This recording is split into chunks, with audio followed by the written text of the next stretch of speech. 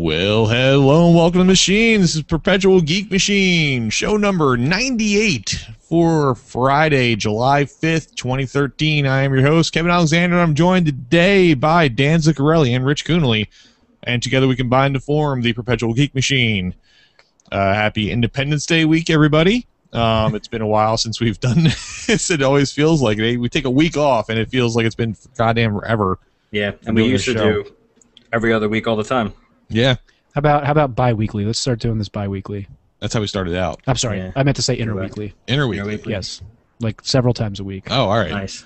If you want to try and organize that, make time for it. The guy who's about to have his life turn flip upside down. Yeah, I have very little to talk about tonight. But we do have plenty of stuff to cover between all of us in what you've been doing. We have a 5 of common night. It's going to be myself versus Rich, and we're going to be counting down the top 5 video games we'd like to see Quentin Tarantino adapt into films. A wordy but should be fun 5 of combo topic. So I look forward to doing that. Dan will judge that. And then after that, we'll come back and talk about, have Dan recap for us the Retro Game Roadshow that he did at a local library here over the past weekend. And without further ado, let's get started. And Dan, why don't you tell me what you've been doing? It was a couple of weeks ago now. My wife and I were hanging out with Adam and his wife, and we played the card game Once Upon a Time. Okay. Which was featured on Tabletop not that long ago, and sort of put it on Adam's radar, and I decided to pick it up and try it out. So it's a card game. It's kind of cooperative. It's more of a group activity than it is a game necessarily. So the point of the game is to create a fairy tale using the cards that you have in your hand. Right. And the cards have different things on them, like locations or characters or aspects like crazy or beautiful or ugly, things like that. Items like rings and crowns and all like the fairy tale tropes. So everybody starts with a hand of these cards, and then whoever starts the game basically says "Once upon a time" and then starts telling a story. And whenever they reference one of the things on a card in their hand, they play it down onto the table, and it becomes part of the story. If at some point they say the name of a card or a character or something of a card that you have in your hand, you can jump in and cut them off and play that card. So if she had my wife had a card that said the princess, and she said the princess and her brother, and I had a card that said brother, I could play that brother card and basically take over the story from there and continue telling the story about the princess and her brother. Okay. And they lived in a beautiful castle on the top of a hill or whatever. What you're trying to do is play all of the cards in your hand first, and then everybody has an ending card that you're dealt one of at the beginning of the game, and it could be something as simple as and they lived happily ever after, or and then they traded places back, or and then they learned that XYZ or whatever. Basically again all of the fairy tale tropes. And you're trying to guide this story into whatever the ending is that, and then the curse was broken and all was right in the land or whatever. Okay. It's a very loose, it's mostly your imagination is steering the game basically. It was a lot of fun once you get into it, especially because you can completely turn the story around every time, you take over it, and then that person was killed or whatever. And it doesn't cancel out the cards that are already played. It's just that you have to continue the story from where it is. You can't just create characters that weren't created, or if the king is the central character of the story, you kind of have to continue the story along with that, and then try to weed your cards in as you go. Okay. We found that Adam's wife, Chris, was the best adapted or best capable of winning this game because she's used to making up stories on the fly at story time when their kid goes to sleep. Right. So, their kid, I think, just throws a lot of characters in, and then they have to weed in, and then Spider-Man shows up, and then this happens or whatever. So she was very good at winning multiple games by having to do that kind of thing on a daily basis. But of course there's a winner, but what we found really quickly is that it's not really about winning the game necessarily. It is of telling this story together, which was actually sort of a fun exercise in and of itself. It was a nice group activity, and then there's the cards to sort of facilitate you, even if you're getting if you don't have a robust imagination, just make it up on the fly. You sort of have a couple of guidelines to go by to continue telling the story. Right. Now, I don't know how much. I know we haven't played it yet, but I don't know how much you've ever checked out the rules to Fiasco. I never really did all that much, but I know it did feel sort of similar. It sounds very similar. You don't have like the interrupting mechanism, but you do kind of pass the story from person to person using like you play a character, and then you have these certain things you're supposed to weave in. Yeah. So there's no interrupting mechanism like there is in Once Upon a Time, but there. Yeah. So it sounds very similar. To be honest, I actually really like this because again, at any point you could interrupt, or if you were telling a story and kind of got stuck, and there's rules about like if you're mumbling or you're repeating yourself or things like that you could just pass. And when you pass, you have to like draw another card, so it sort of like sets you back a little bit of having to weed more things into the story. But it doesn't. It's not just going to die out on the vine, or you're not just there like with nothing to say. Like the story can just continue to go on. Right. By the time we were done, we would have like all these cards on the table as we were all working these characters in, and like. Characters were cursed because I had a curse card, but then they found the cure because somebody else had the cure card, and like things like that. So like they're completely rambly and not really like obviously like none of these stories had like a beginning, middle, and an end, but they were all totally different from each other. I think the 3 times we played it in a row, each story was like completely different because we each started it differently, and I had a story about a boy and a girl who lived in this beautiful house, but they were like, they weren't taken care of like the other kids in the house and things like that. Like the other one was like an adventure through the mountains, and like so it was nice that like even though we had this trope of like the fairy tales, like we didn't carry it out that way. And really, you don't have to have the trope of it being a fairy tale anyway. Like it can be a troll, like it's an ogre card, but I mean you can pull an ogre into present day if that's the story that you want to tell. Like it's just.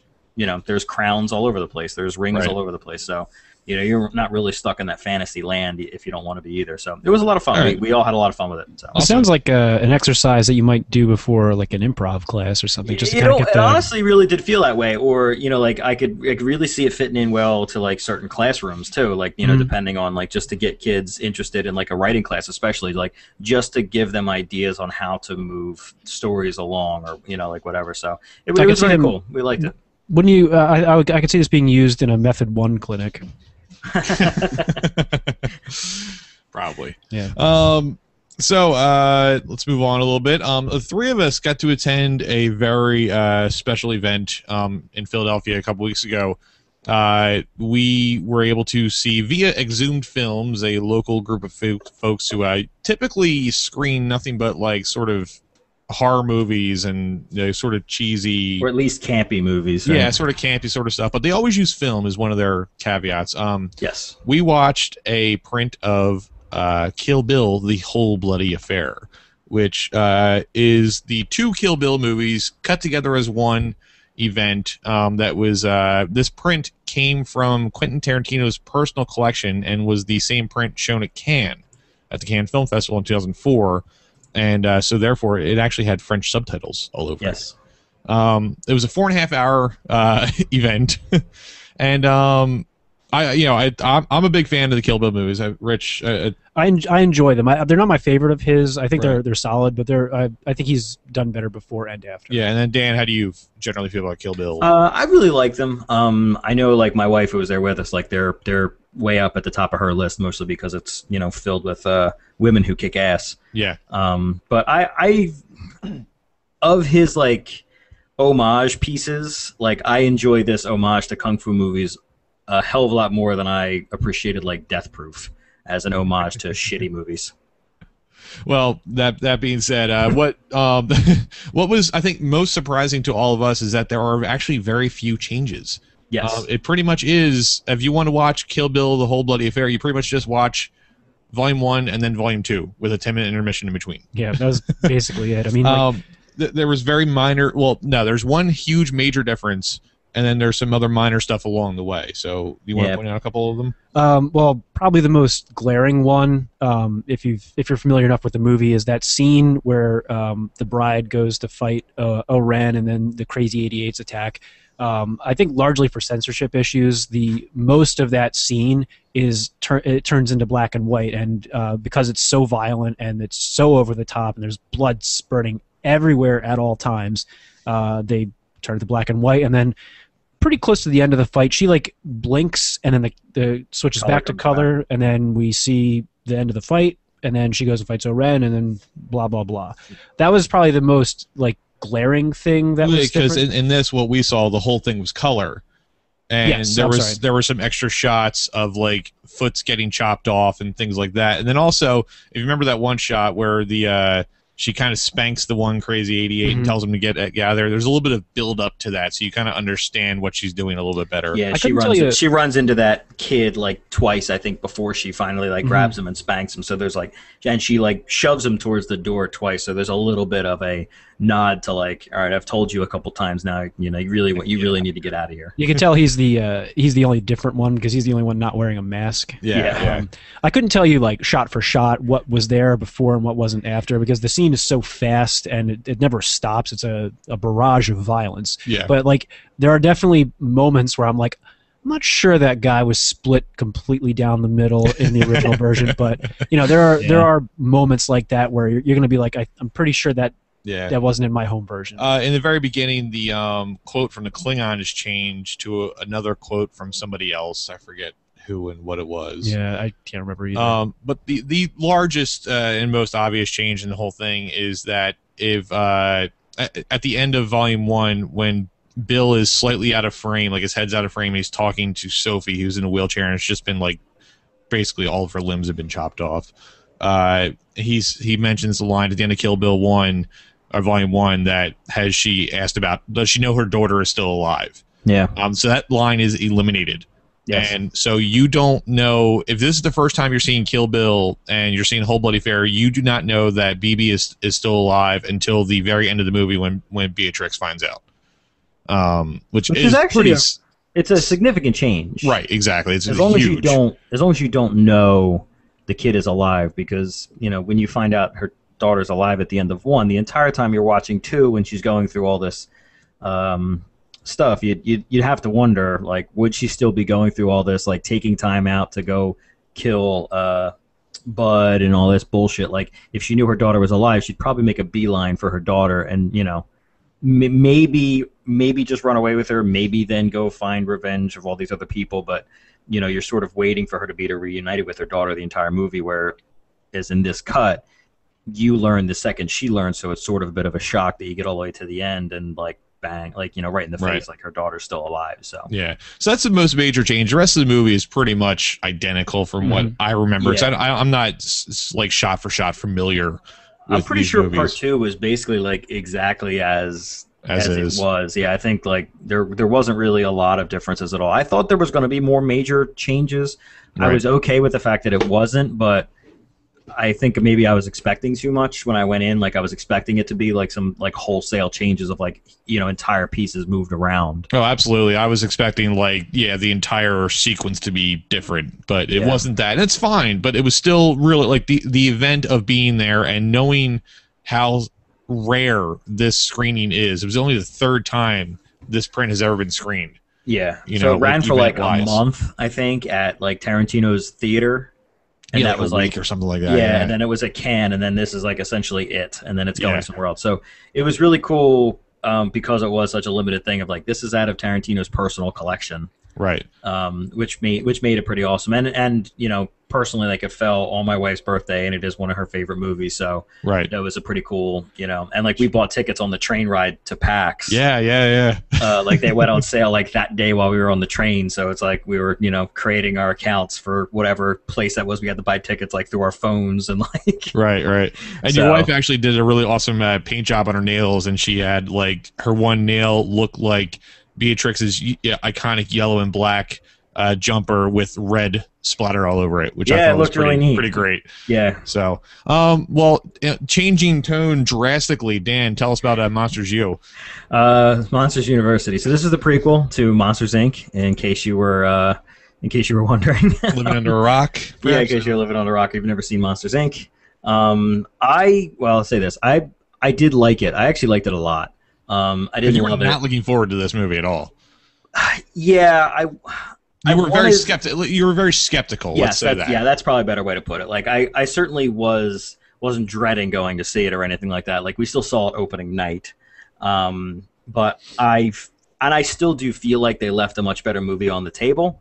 Right. But the prequel did do a good job of sort of like, I don't know if you really fill in the backstories necessarily. You can probably pretty much figure out exactly the plot line of this movie from beginning to end.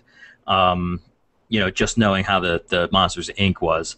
But it was very well done. The characters that they introduced that were brand new to this movie were fantastic. Charlie Day is a character in it, and he does like a brilliant job. Yelling a lot. Yeah, Nathan Fillion's in it, who plays like the alpha beta like jock guy, and he's like, his voice sounds fucking perfect. So it's a lot of like Revenge of the Nerds, college jokes. Or as I referred to it that night, it was a lot of low hanging fruit. Like there were a lot of obvious jokes that they went for. They're nerds, or Mike Wazowski's a nerd in college, and Sully's the cool guy, and they don't really get along, but then they learn that they can accomplish so much more if they work together, yada, yada, yada. So I really am surprised they got as much as they did out of that. I do think it's sort of a return to form for Pixar. It's certainly the strongest story that they've had in a little while now. Oh, that's good to hear. Yeah, like it's definitely like they've turned. I liked Brave. I didn't love Brave. I thought it was okay. But after Cars 2 and Brave, I feel like this is a stronger turn for sure. Right. I wish they would get out of the sequel prequel land and consistently just make our original IP. But I understand the realities of what what they're doing. But yeah, I mean, I can't be completely anti-sequel with them. I know what you're saying, because I mean, we wouldn't have Toy Story 2 and 3. No, that's fine, but that's like that's a trilogy that sort of exists on its own as like an important trilogy. Like each story tells an important part of an overarching story. Like Monsters U doesn't really fill in any like super important gaps. Like there's no gaps that we had in Monsters Inc. where it's like, I really wish I knew what they were like when they were in college. That's going to fill in some really important details. Like it doesn't do that. Right. It's fun to see how they all sort of come together. And Mike and Sully are great characters, so it is sort of fun to run around with them again for 90 minutes. Like, like more of them is a good thing. I still feel like a sequel instead of a prequel would have been a better way to go, but they may still. I mean, like they might. If they made enough money on this thing, they'll probably do another one at some point. It was interesting to me because I thought about like, so they're doing this movie, and in this movie, scaring kids is the whole thing. Like, there's no turn to like we make the kids laugh. So at the end of the movie, the monsters aren't really as like terrifying. Like the monsters are goofy in this, but at the end of the day, scaring kids is what their society is like all about. So it's kind of funny that there's like to think that there's like this huge sea change coming. But as far as this movie goes, these are monsters that just are that they're going to school to learn how to scare the shit out of children. Right. There's no silver lining of. But then they learn that making kids laugh is even better. Like there's none of that. All right. So, but generally, thumbs up to Monsters University. I did like it. If you like Monsters Inc., you will like Monsters U. Okay. It definitely has the same, not the same level of heart, but it exists in the same place. Like they do a good job. Awesome. And from one monster to another, Rich, you've been watching the TV show Hannibal. Yes. Which is a universe I love personally. Yeah. But first of all, is it over? The season's over. Okay. Yeah. I'll avoid any major plot spoilers and stuff. Yeah. But it's a solid show.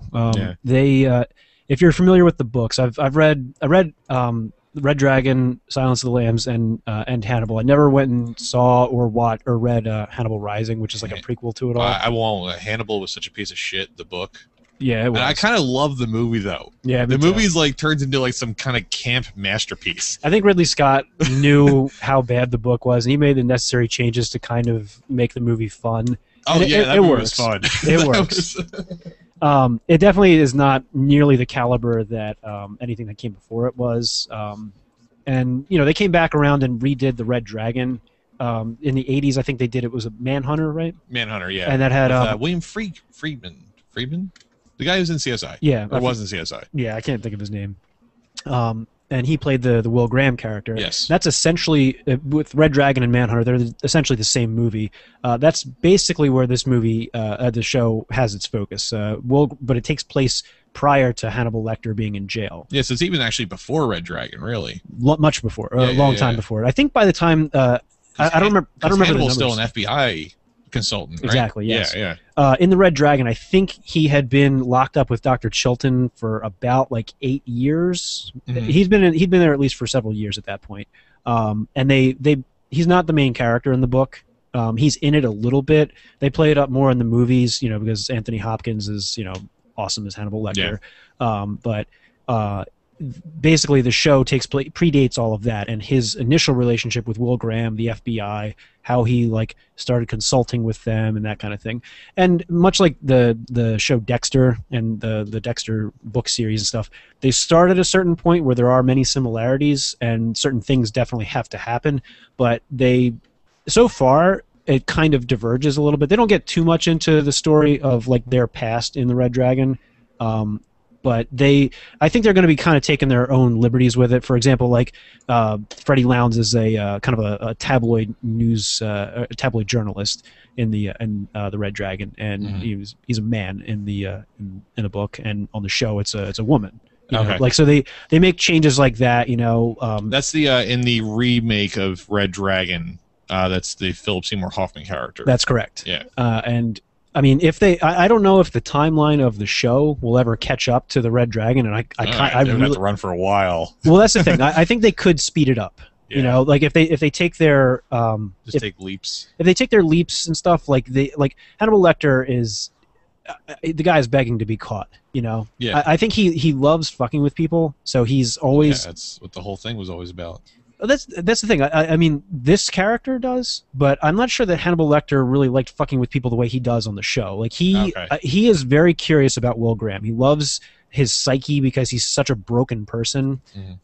He loves I don't want to say messing with him, but he is setting things up and just watching them play out, basically. Right. Not necessarily for malicious reasons, because I think he genuinely likes Will Graham as a friend and as a colleague, but at the same time, though, he is kind of a maniac, and he kind of enjoys watching, the dominoes fall and seeing people's like psyches just split. Yeah. The show is extremely psychological, as you might imagine.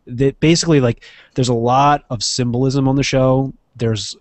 It's easily the most like graphic show I think I've ever seen on television. That's like including like Dexter and like Breaking Bad and like The Shield. Game of Thrones and everything. Game of Thrones is up there. They have their moments of violence, but like this show, like every single episode usually focuses on like one or like an overlapping storyline with a serial killer, like, the new guy in town that they're going to investigate, like the new Buffalo Bill or the new Red Dragon or whatever. And it is disgusting. So do they like they'll go to a crime scene and he'll imagine like what happened there and they'll show that sort of stuff? Basically. Is that where the violence comes from? A lot of it, but then there's a lot of it that happens after the fact too. This is another major difference from the book and one of the liberties they take, which works very well in the show. Will Graham is, in the books anyway, he is a, what's the word? He's empathetic to a point where he can like visualize like the motivations and the thought processes of like the killer, and that helps him form his psychological profile of them. Right. On the show, it's almost to a point of like being Rain Man, where like he like escapes into his mind and like almost like reenacts it like step for step and that kind of thing. He like does it to like a fault, basically. Okay. It's much more literal with him than it is with like the Edward Norton character in the movie. Yeah. So you do see a lot of the violence in how he reimagines the crime, but then you also see Hannibal Lecter serving up delicious meats, but where they came from. Right. That's another one of my favorite things about the show is the attention to food that they play, especially with Hannibal Lecter. Like one of the things they always mention in the Red Dragon is that Hannibal Lecter used to have like important people over, like FBI agents, important people in town for these like lavish dinner parties and that kind of thing. And apparently he was feeding them people that he had killed, right? As like entrees and that kind of thing. Hannibal the cannibal. Yeah, that's where that comes from, and it's fun seeing him like go down the line of the cast as he has people over like one at a time, two at a time, full dinner parties, and just feeding them food. And like maybe that is lamb chop, but maybe that's a person he just killed last week. Yeah. It's fun to see like how these things play out and stuff. Right. I'm very curious to see where the show goes. And I really hope they eventually ramp it up to get to the Red Dragon. I would love to see that whole thing play out. Yeah, I'm definitely going to go back and revisit this and watch it myself. So. It's a good show. I would recommend checking it out. Fortunately they renewed it for a second season. Mm-hmm. I think largely because of it does have a bit of a cult following. I don't think it performed as well in the ratings as they had hoped, but it got really high critical review though, which is not always doesn't translate to ratings or somebody's keeping a show around. Arrested Development is the prime case of that, but So all right, so thumbs up though. No, totally. All right, awesome. I had a little sort of a unintentional James Franco double feature recently, not on the same day, but I went into the theater and I saw This Is the End, and then earlier today, actually, I watched Spring Breakers that just came out on like for rentable video and formats and Blu-ray and all that junk. And I enjoyed both very much for very, very different reasons. One, This Is the End, if you're not familiar with it by the title, because it's kind of a very generic title, is the one where Seth Rogen plays himself. James Franco plays himself. I was gonna say, don't they all like play themselves? They all play themselves. All these like big comedy guys play themselves. Well, don't they play their like Hollywood persona of themselves? I'll get to that in a second. They're all at James Franco's house for a party one night, and the apocalypse happens. And so Seth Rogen, Jay Baruchel, Jonah Hill, James Franco, Danny McBride, and Craig Robinson all barricade themselves up in James Franco's house. And they all basically do play pretty close to themselves. I mean, Danny McBride is a character in general. Like his whole thing is a character. But I listened to Seth Rogen on the WTF podcast, and he was talking about how there were times when they would make jokes to each other. And they would start to get into personal stuff, and then they have to cut and go, whoa, you can't use it. You can't say that. Come on, man. So they attack, they kind of emphasize that James Franco's a real fucking weirdo, and like Craig Robinson. Oh yeah, dude. I know, I was just joking. But they're at his house, and he designed the house himself, and it's got his art all over the walls, and just all kinds of crazy shit. And the movie is so fucking funny.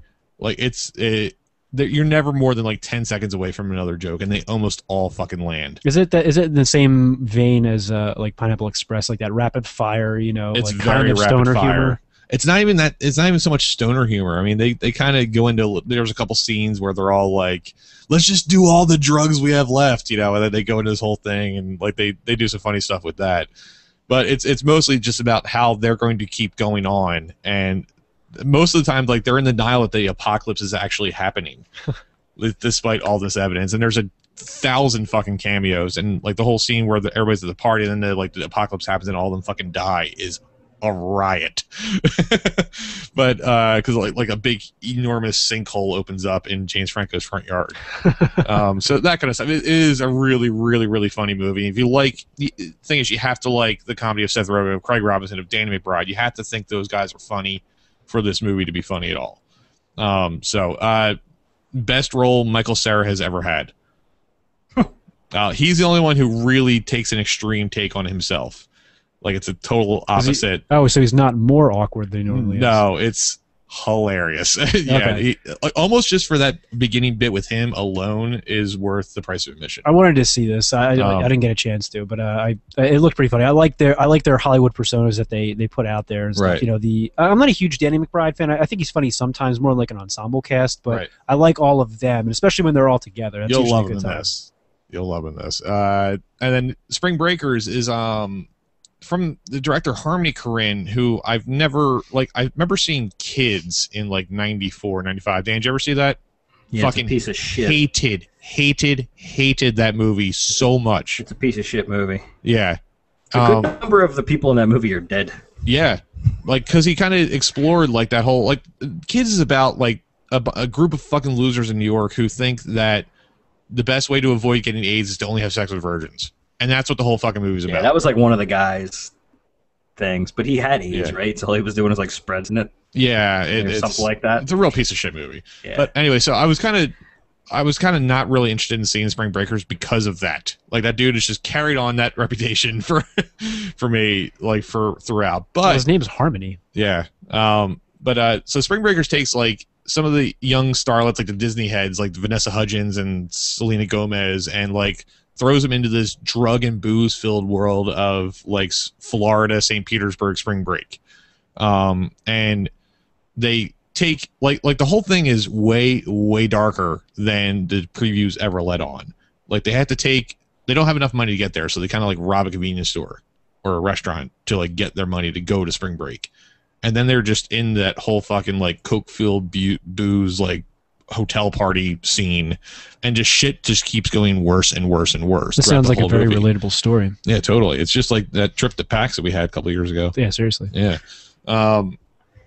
But it's a dark movie, but James Franco plays this like drug lord rapper, like white guy with cornrows and a metal grill on his teeth, and it's really a brilliant turn by the actor. Like the character doesn't seem that hard to play, but he brings this other like sort of, I don't know, these nuances to him that are really pretty awesome, and I really think just for him the movie's pretty well worth it. It's kind of funny to see like these goody two shoes girls doing these bad things, like throughout the movie. So that's kind of fun.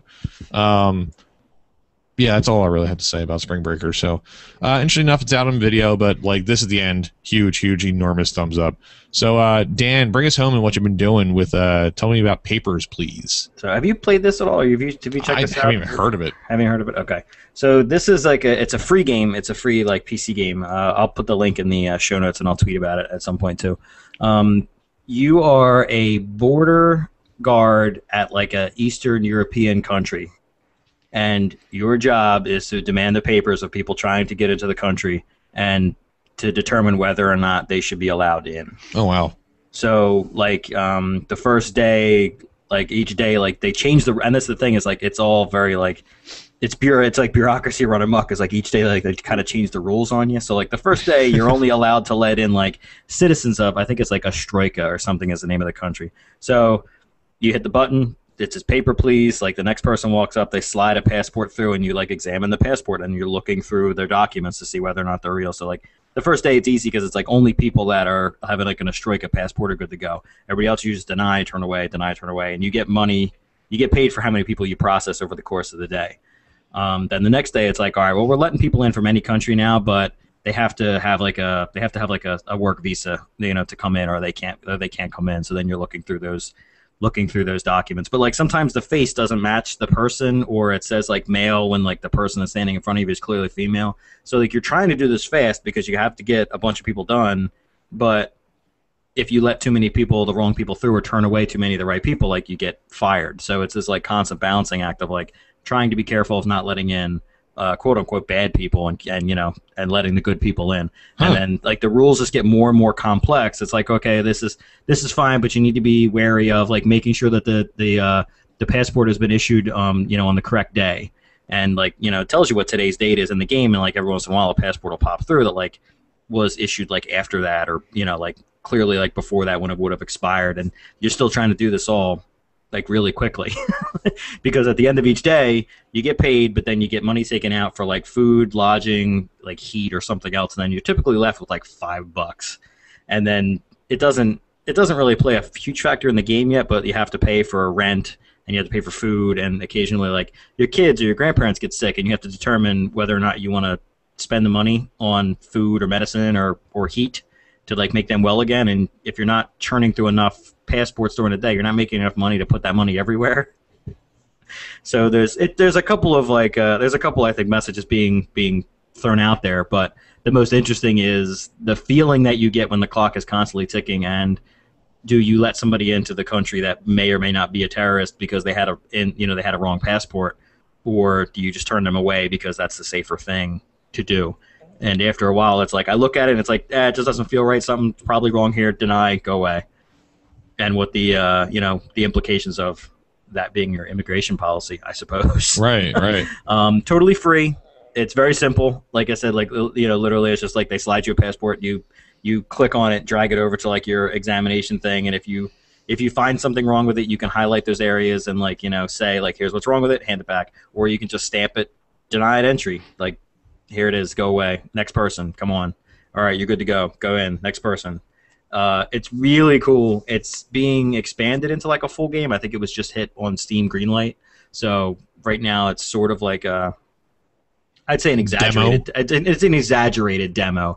It's a proof of concept. You know, there's numerous days to play through, but I think it's like standard each day. Like the first day is only a strike of people, and then like I would imagine for the full game like that'll change up. But it, you know, each day when they throw more rules at you and they come through on like this like, you know, old school like daisy chain printer, and you know, like they're constantly throwing different things at you to have to worry about.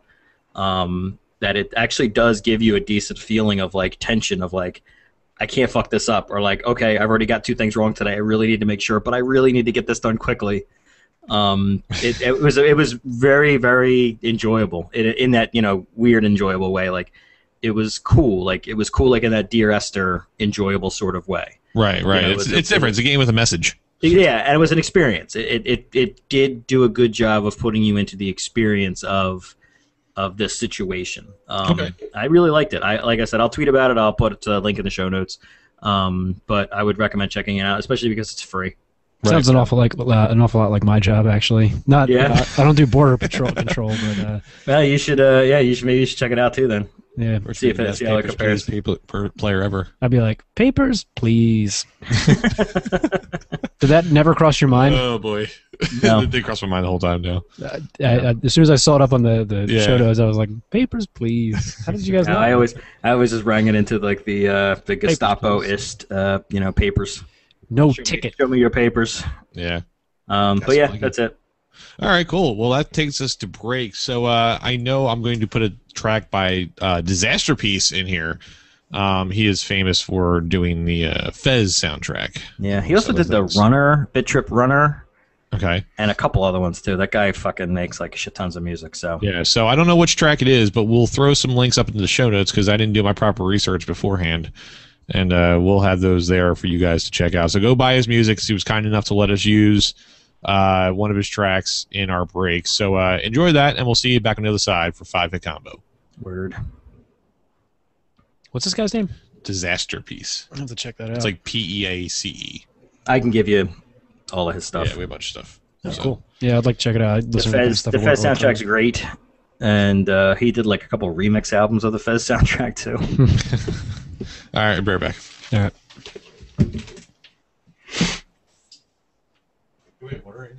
No, I'm okay. Thanks. Papers, please. That sounds like a pretty cool game, though. It's very neat. It is very neat. I mean, it's a small little game. You know, it's almost like it can almost be a browser game, really. Mm-hmm. But it was cool. Like the first time I played it, and I was like, "Oh, this is easy. I got this." And then the next day, I was like, add a couple more rules, and then it was like, you know, you're not even the rules you're paying attention to, and it was like, oh, the date of issue was after today's date, and you're like, oh shit, I wasn't even looking at that. It kind of reminds me of Space Team a little bit. You know, it's an inevitable loss that you have to suffer. Yeah. But like each level gets progressively harder than the last because they're throwing one little monkey wrench into the whole thing. You know, and you can maybe keep up with it and keep the plates spinning, but something's eventually going to give. It's really neat. It's really cool. And like the music just sounds like Russian propaganda music, so it just has like this whole like vibe to it. It's just they do a very good job. I gotcha. I've done nothing lately. Yeah, I've actually done a decent amount. So like, you know, I cut out like half the stuff I could have talked about. I saw you had a ton of shit in there. Well, like I had a lot of stuff that I would have talked about last time, but then I got boned of having to stay at work. Like that day, so I had to bail out. So like then it was like, all right, what do I add in? What do I not talk about?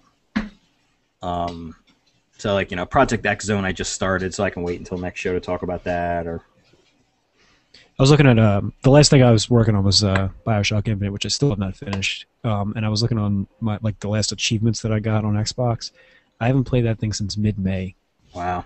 Yeah. It's the last time I played anything. I mean, other than like things on my phone. Like I play like Jetpack Joyride and stuff, but yeah, you know, that's about the extent of my video game play. I had a really good iOS game that I was going to talk about, but I cut out called Scurvy Scalawags. That's like a match 3 game, but it's got like some like leveling up in there and stuff, like almost like Jetpack Joyride type stuff. Like there's leveling up and there's abilities and there's like enemies on the board that you have to like get rid of, all wrapped around this like match 3 Bejeweled type thing. How much is it? Had $1 or $2.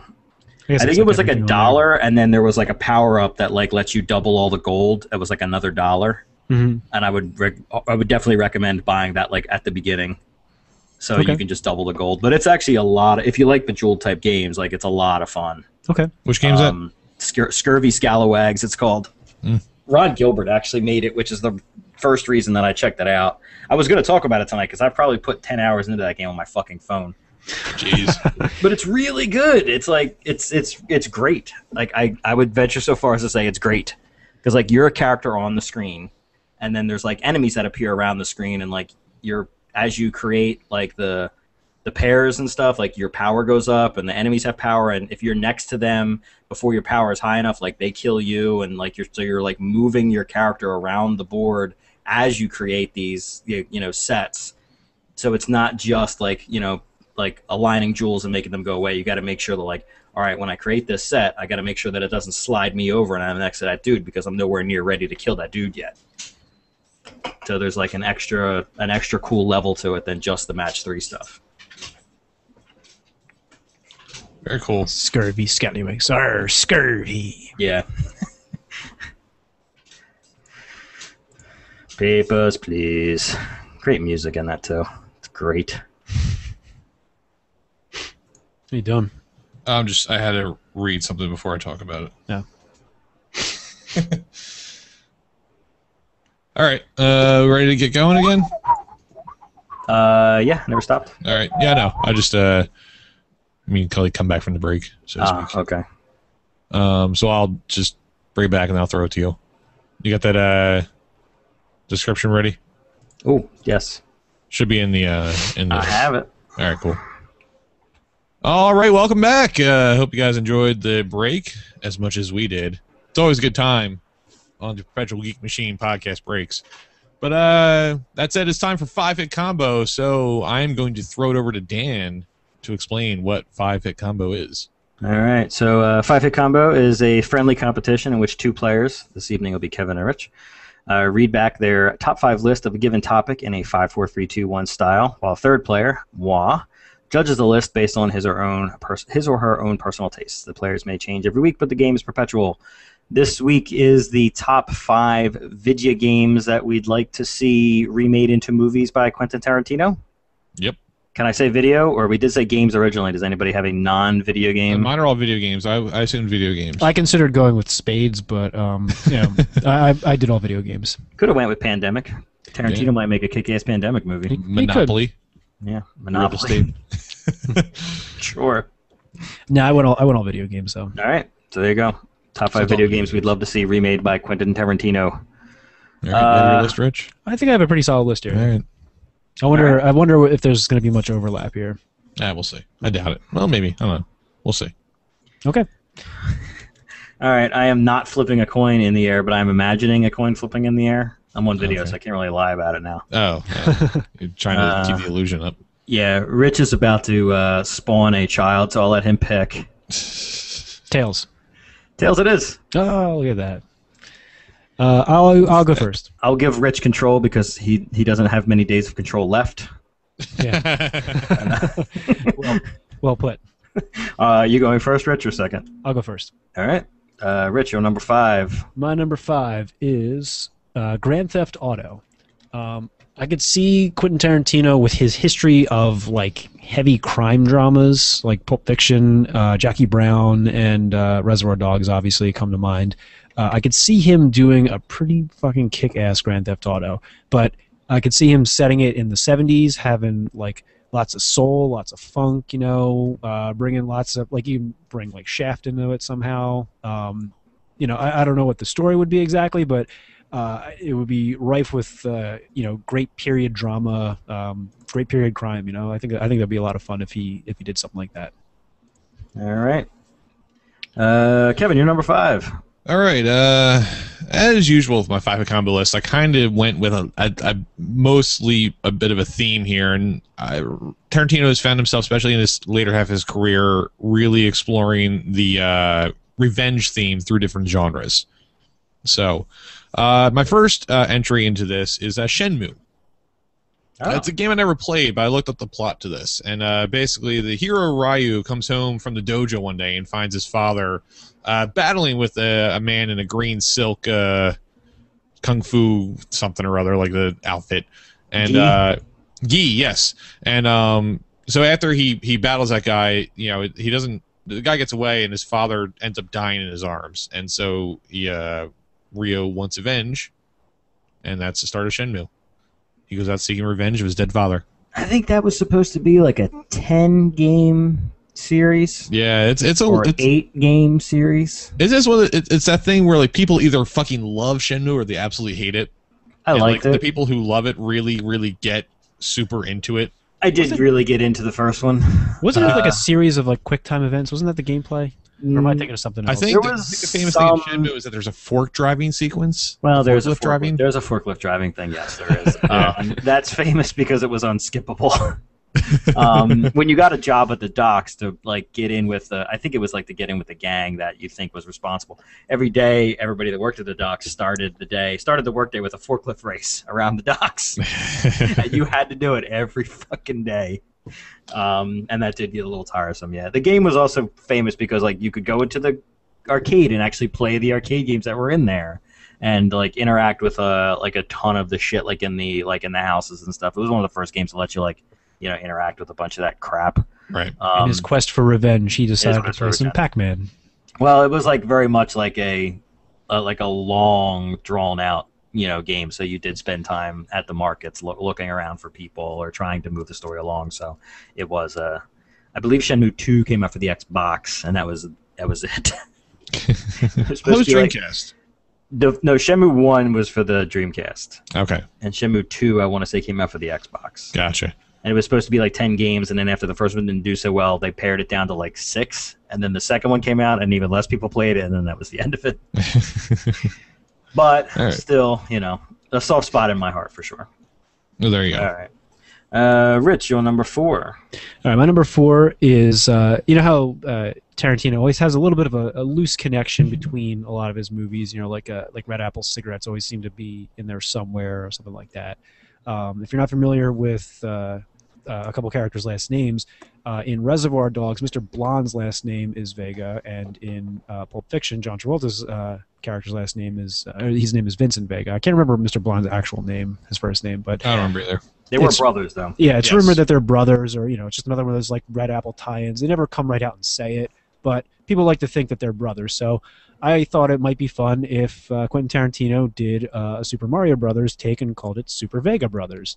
Nice. Where, the star would be Marcellus Wallace's soul in that briefcase, and you're invincible when you have that. Or instead of fireballs, you'd throw severed ears at people and that kind of thing. And you're running off to save Uma Thurman from the Gimp or whoever Koopa ended up being. But I feel like that could be a lot of fun. Platforming in a Tarantino universe. I thought about that briefly. What's that? I thought about that game briefly, about adding that. I did not. Well, what was your number 4? My number 4 is Double Dragon. Ooh. And now, Cracked.com, the website that is all lists, had a really interesting list of games you did not know had a completely fucked up plot. Yeah. So what you think is going on is that Billy and Jimmy are just a couple of just punks in New York, and it's just what they did. They went through and beat up people, and this one gang took their girlfriend, so they went to get her. Yep. But what's actually going on, and according to the manual, is that it is a post-apocalyptic world, and Billy and Jimmy are martial arts masters protecting a sacred and secret style, and the woman is actually an instructor named Marion who teaches at a martial arts school, and presumably a master of that style that they are masters of. So They also, in the manual, mentioned that even though the girl is Billy's girlfriend, Jimmy, the other guy, has a crush on her. So there's this weird triangle thing going on. Sure. And then at the end, so that sets up at the fight at the end that where after you beat the last boss, you have to fight each other over the girl. That is true. So there you go. That part I knew. I didn't know about the ancient style and her being a instructor or whatever. Right. But this is all stuff you can't find out unless you read the manual. Yeah. So, but yeah, like just Tarantino's love of like basically Asian cinema and martial arts, kung fu, and all that stuff. And I think he would have a lot of fun pitting these two guys against each other, but going for the same goal. So there you go. All right. And stylistically, like the kind of 80s kung fu ninja. Sure. Yeah. Like the entire movie, like the Pai Mei part of Kill Bill. Yeah, pretty much. Lots of laughing and zooming cameras. Yes. Rich, your number 3. My number 3, kind of in the same vein as like a good revenge story, but more importantly in terms of action, would be God of War. I could see God of War. My number 3 is also God of War. Oh, no way. Yeah. Should we just stop right here? Talk about it. It's the ultimate revenge tale. Yeah. But it's a wash, but yeah. Yeah. I mean, I could basically, like, as soon as I thought of God of War, I was like, oh my God, that's the end of Kill Bill Volume 1. I mean, it's just this constant, like, visceral, violent action, over the top. And I could see Tarantino just having a fucking blast with that. But I'd like him to ground it. I'd like it not to be Greek gods, but like really actually be the Greek gods. Just like Kratos is a normal dude, like living in L.A. or whatever else. Sort of like Hercules in New York. And he has to like kind of climb the Hollywood hills. I'd like it if at the very end he throws a guy off the rooftop and then somebody says, "You've got the juice now, Kratos." and then that was the end. Roll credits. So yeah. Like, you know, originally my thought was like, yeah, give him a huge budget with a bunch of CG. Not that he really goes for that at all, and just see what happens. But it's like, no, just adapt it. Like, tell it like a, you know, fake version, like a West Side Story version of Romeo and Juliet. You know, like, just make it all fucking like real people. Just keep the names. Like that's just Ares up on the hill. You know, it's cool. Yeah. All right. Rich, still on you then on your number 2. My number 2 is Assassin's Creed. Any one of them, actually. Tarantino is he's kind of about doing like sort of period pieces at this point in his career with like Inglourious Bastards and Django Unchained. I would fucking love to see him take like Renaissance Italy and take out the Jesper Kid soundtrack, throw in some fucking funk as Ezio like double taps people with his blades, you know, just as he's like wrecking house. You know, there's excuse me, there's a really solid story there. I mean, there's a lot of talking in the game, and I could see some really good Tarantino dialogue coming out of all of this. Yeah, there is actually a really great story there. It's just that Ubisoft's not doing a good job of respecting their own storyline they came up with. Yeah, you get the Quentin Tarantino take on like Da Vinci. Exactly. You know, what was he like in Quentin Tarantino's eyes? Nice. I like that. I like that pick. That's a good one. Kevin, number 2. Number 2, Ninja Gaiden. I mean, this kind of came to mind right after seeing Kill Bill. You know, you think Ryu is on his quest to discover to recover his blade. You know, his not saying that it's a Hattori Hanzo sword, but I'm not saying it's not. Yeah. But he's actually seeking to kill the guy Doku, who is the person who destroyed his home village.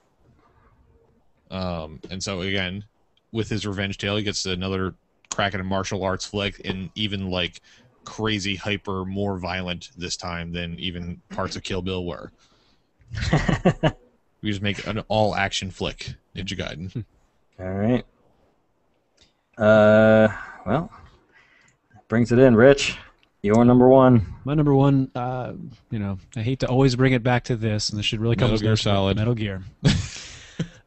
This is more just to see how far he would actually go with like dialogue, because like if you're not familiar with Metal Gear, it is dialogue heavy, like to the extreme. Yeah, that's like it's an understatement. Like 45-minute to an hour cutscenes before you ever touch the controller again. You're just literally watching, you know, the most insane like political military drama unfold with like psychic powers happening all the time. It's just this barrage of like bullshit, that's like unintelligible. I'd love to see Tarantino take some of like those like interesting scenes, those like throwaway conversations that really aren't about anything, but like kind of are at the same time. At the very least, they're just engaging anecdotes, and just have like Solid Snake having this like drawn out conversation with Revolver Ocelot as he's like torturing him in Shadow of Moses Island, or like before Liquid and Solid like fight it out on top of Metal Gear at the end of Metal Gear Solid. Like they're talking forever about like anything and everything, and like it kind of reminds me a little bit of like how the Bride and Bill talked about like Superman, and Bill brought it back around eventually, but I could definitely see Tarantino having like a fucking field day with the dialogue in these games, and just like a movie. Kill Bill, the whole bloody affair, 4.5 hours, please. We're talking at least a day of movie watching. Yeah, I was gonna say I want to see him, if he's gonna do this, I want him to include every Metal Gear story into one movie. Yeah. My God. It'd be insane. He has said that he wants to. He really, really hates digital projectors. Yeah. He believes that movies should be shown with light passing through celluloid onto a screen. And so, in that vein, he said he might decide he wants to kind of quit making movies, and he might get into TV or like writing novels. Well, didn't he directed a couple episodes of CSI, I think, right? I think he did, yeah. But like, what if he like did a Metal Gear TV series on like HBO? I think Ryan actually said this before. I think Metal Gear would probably play better as a TV show, because like there's too much to sit there in one sitting, and like you could parse out some heavy drama, ridiculous drama over the course of like an hour episode. You could adapt the whole Metal Gear saga with its crazy fucking twists and turns, and people would eat that shit up like Lost style. Oh my God. There's no way you can turn Metal Gear into a movie. Like, it's just too much going on. It would work great as a TV show. I do agree. I think it would work as an action movie, but like, there's too much dialogue, there's too much like convoluted nonsense for it to ever play out in any kind of coherent way on the big screen. But a TV show would probably. It barely plays out in a coherent way in the game too. So. Fair point. I mean, I follow it, but you're like one of like 5 people in the entire world, including Kojima. No, he's not included in that list. I don't even think he knows who Solid Snake is anymore. It's gone. Definitely don't know who Ocelot is. I don't know. He doesn't look anything like him in the new one. No, apparently not. All right, Kev, you're number 1. I don't have nearly as much to say about it, but I do believe after seeing Django Unchained that he has a really good Western in him somewhere, and Red Dead Redemption is How's it going? I was thinking about that one too. It is right up there for me. It's like that whole tale, and the character of John Marston seems like he stepped right out of a Tarantino movie in some way. And just I think he would have a blast. I think it's the perfect kind of story for him to take and run wild with, and populate that world with really interesting, fun characters as Marsden wanders around the town trying to get his wife back. So yeah, I like that choice. 'Tis a good one. But that's that. Is there any that were on the fringe for you? Like Grand Theft Auto was kind of one of the first ones that popped in my mind, so why I didn't put it on my list. Yeah. But I was thinking particularly either Vice City or San Andreas. I think he would thrive in the early 90s gangster world, or the 80s Scarface coked up world. Like either one of those, I think he would really knock out the park. Probably, yeah. I didn't really have any that I didn't end up putting in my list. I was like, I wanted to try and like find like some stupid tie-in for like Dig Dug or something like that. I was looking at that too. The story when I was looking at this list on Cracked. Mario is the villain in Donkey Kong. Yeah, you didn't know that. Yeah, I didn't know that. I thought Donkey Kong escaped. No, it's Donkey Kong was Mario's pet. No, it's Donkey Kong Jr. Donkey Kong Jr. Mario is the bad guy. You play as Donkey Kong, or you play as Donkey Kong Jr. and you're rescuing Donkey Kong, who has been taken captive by Mario. No, but even in the original Donkey Kong, in the manual, it explains that like Donkey Kong was Mario's escaped pet who was mistreated. Really? And when you look at the sign, when Mario gets to the top, like he kind of has a whip in his hand. When you look at the sprite, that I had actually never heard before. I know in Donkey Kong Jr. you play as Donkey Kong Jr. and you're rescuing Donkey Kong from Mario. Yeah, I kind of knocked my hair back. What little is left. Interesting. All right, I have a decision. Are we ready? Oh, all right, let's count them back then. Render judgment. All right. For number 5, Rich said Grand Theft Auto. Kevin said Shenmue. I went with Shenmue on this one, both for personal reasons of liking Shenmue and I feel like, I don't know. Personally, I think Grand Theft Auto is just a little too generic of a world. I was never really impressed with the story of that world, so I don't really care about seeing it adapted in and of itself. For number 4, Rich said the Super Vega Brothers, and Kevin went with Double Dragon. I really do like the Super Vega Brothers on this one, but I think Double Dragon is pretty much a perfect Tarantino movie. Actually, it could almost be like a number one. It's really just Kill Bill with like guys.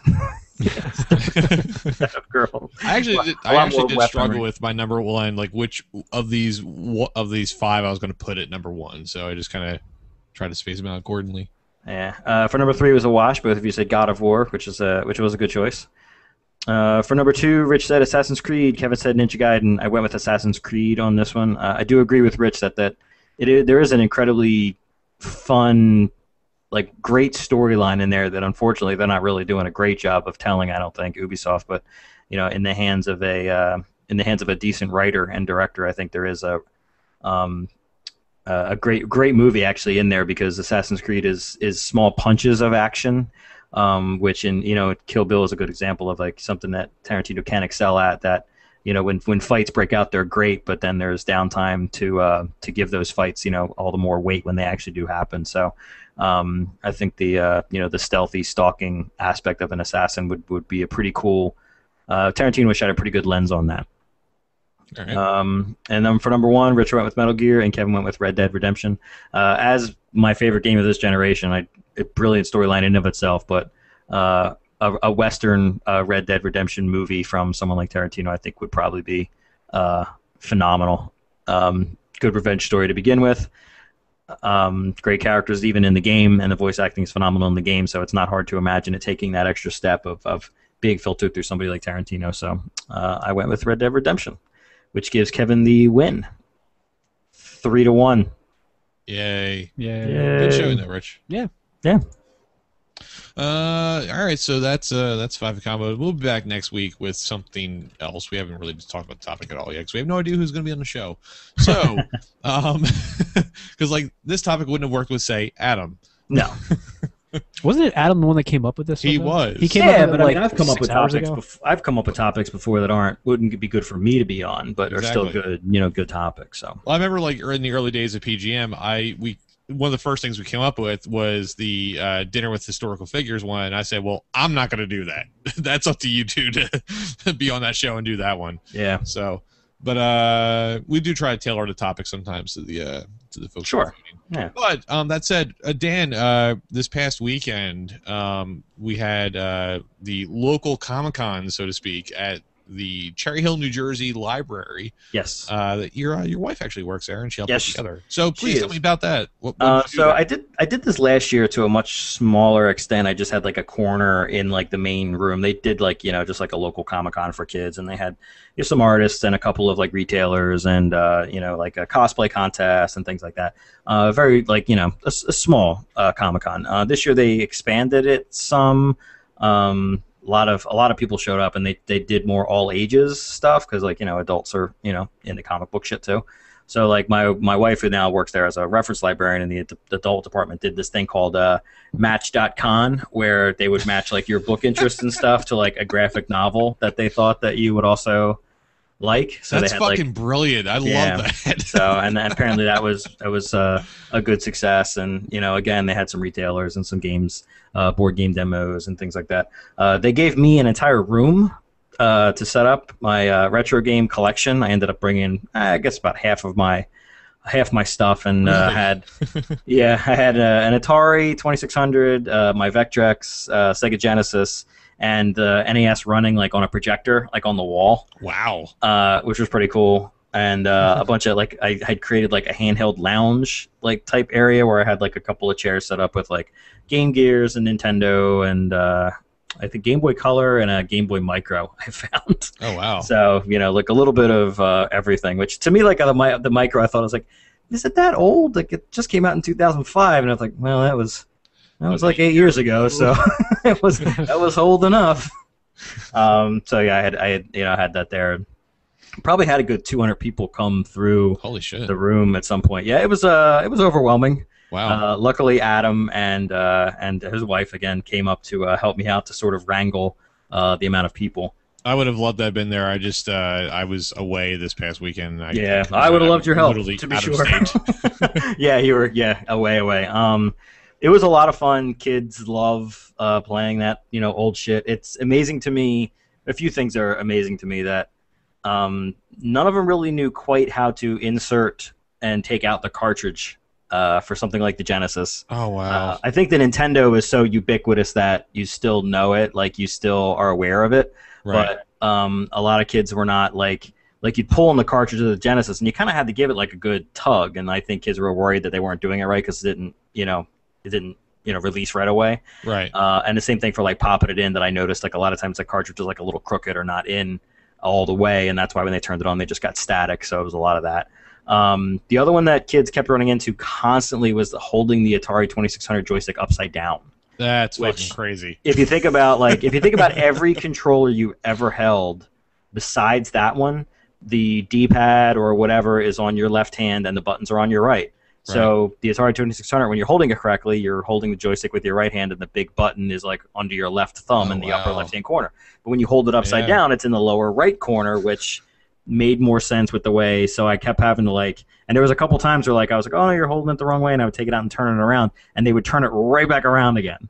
Because the buttons being on their right hand was just what was normal to them. Man, I never even thought of that. Man, yeah, me neither until I saw it in action.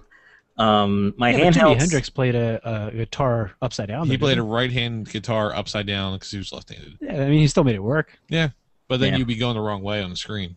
Some games, I guess it could still work because in some games back then, you would just press up to move forward, like combat. You would just press up and then it would move you forward, and then you would turn left and right to turn your thing left and right, but still up always moved you whatever way your tank was pointed. But and NES again, the big thing was Super Mario was on most of the day, and I kept saying, I was if you want to try anything, all these games are here, I'm also spread out, games that I thought they might like even Metroid and stuff, they still make these, so here's the first Metal Gear, they're still making those, here's the first Metroid, this is the first one, here's Kid Icarus, things like that.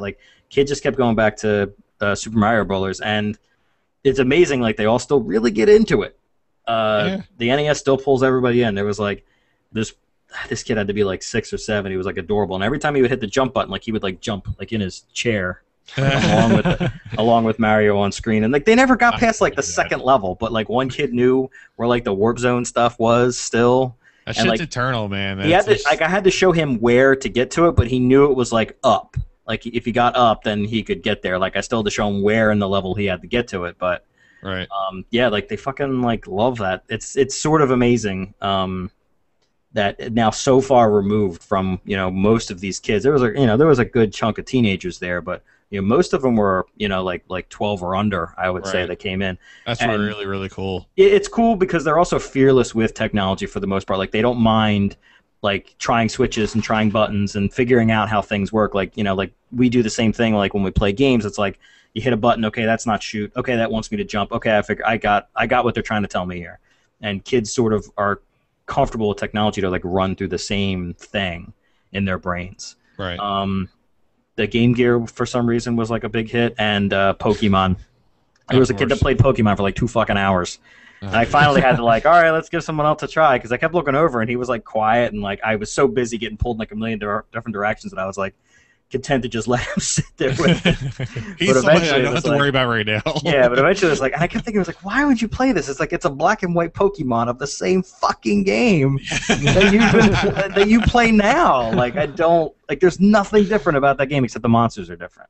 Right. And wherever my save state was when I left it in 1996 or whenever it was. Hey, man, he was just trying to collect them all. So, Yeah, exactly. So, there was a ton of fingerprints on my Game Gear screen, and I was trying to figure out. I cleaned everything. I got a bottle, a spray bottle, and fucking paper towels. Saturday night, I was cleaning everything. I would just dunk the whole thing in alcohol. But I was trying to figure out if it was just kids picking it up being clumsy, or if trying to do a touchpad. Exactly. If a kid in 2013 would assume, and honestly, probably rightfully so, Yeah. that the screen that they're interacting with, like some part of that is going to be touch enabled. Yeah. You know what I mean? Like the PSP is probably the last not touch screen thing that you're really going to hold in your hands. Now So- that's what I had to stop and remind myself. If if you're watching a video podcast, you can see this. But like I'm holding up my Nexus 7, my miniature tablet. I'm Yeah. holding the fucking Hitchhiker's Guide to the Galaxy in my hand Yeah, right now. It's here. We have this thing that I read about when I was 9 years old yeah, and couldn't even fucking fathom how they would possibly do that. yeah. And it's here. And you're looking at things like the Game Boy Color wasn't backlit, so you had to like sit at the right angle. Right. Oh yeah. Like, yeah, yeah. the Game Gear had like a contrast dial on the side because it really depended on what you were looking at of whether you could see it or not. Right. I had a fucking light and a magnifying glass for my original Game Boy. Yeah. Yeah. So, and things like the Genesis, I had like 2 of the 6-button controllers and like explain to kids that like the top 3 buttons aren't going to work because that controller was introduced later on in the system, that these are the early games and you're only just going to have, buttons 1, 2, and 3, and stupid shit like how the Sonic and Knuckles cartridge had like a port in the top where you could plug Sonic 2 into it and it loaded the Sonic Knuckle character into the game, into the other game, like all this like stupid shit that just never would happen nowadays. But everybody had a blast. It seemed to be like one of the big successes of the show, and I everybody was had a lot of fun, and the room was packed from noon to 4, so it was a huge success. That's awesome. There was a kid at one point, they were asking me like if there was a Super Smash Brothers game for the NES, and I had to explain it like this was even before that time. It's like there's no game for that, it exists. And he was saying something. He's like, I remember playing the GameCube when I was a baby, and I thought my initial thought was like, oh, go fuck yourself. We can't be up to that like your first system is like the disc based one, but it's like did the math and you're like, yeah, that's actually completely right on that. So Sounds about right. Yeah, it's kind of funny, like the idea of the cartridge is becoming like this totally foreign thing of how to, how to use it. Like with the handhelds, I had to explain like, oh, these games go in this system, these games go in that system. The Game Boy game is not going to fit, nor does it line up to anything inside that Game Gear. But I don't think they have anything. They don't have any context. Yeah, because even the DS, they're just SD cards.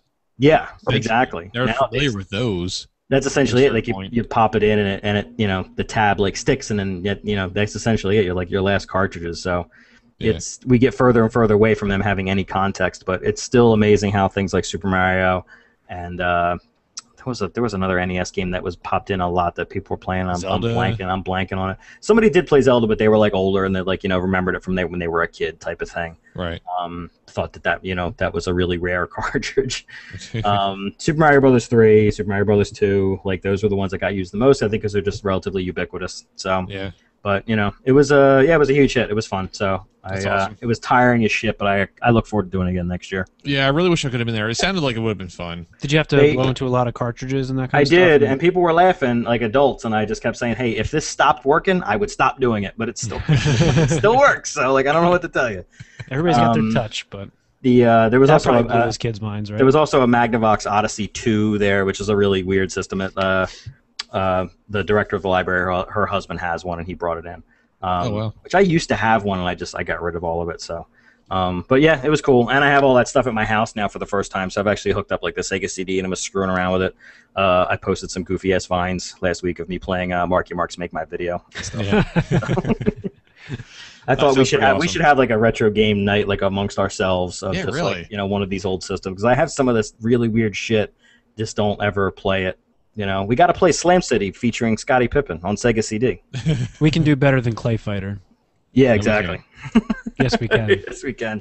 All right. So well, that's it. If you want to keep track of the things that we're doing, you can follow us on all the social medias that are out there. We're on the Facebook and the Twitter, the Tumblr, the Google Plus, all those things. We're on Vine. We're on Instagram. We're all over the place. So just search Perpetual Geek Machine on any of those situations, and they'll all come up. But that about wraps it up for Perpetual Geek Machine show number 98. And for my co-host, Mr. Rich Coonley and Dan Zuccarelli, I've been Kevin Alexander. Thank you for listening. And until next time, we are shutting down the machine.